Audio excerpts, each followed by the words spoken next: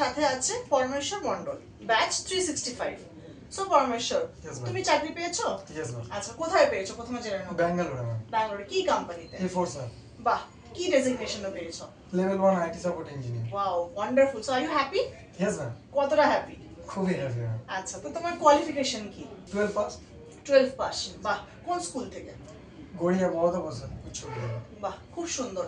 তাহলে তুমি জেটকিং এর ব্যাপারে কি করে জানতে পারলে? জেটকিং এ আমার একটা ফ্রেন্ড ক্লাস করতো, আমাকে বললো যে জেটকিং এ আয়। আর জেটকিং থেকে কে প্রথমে তোমার সাথে কন্টাক্ট করেছিল? জেটকিং এর সৌরভ দা।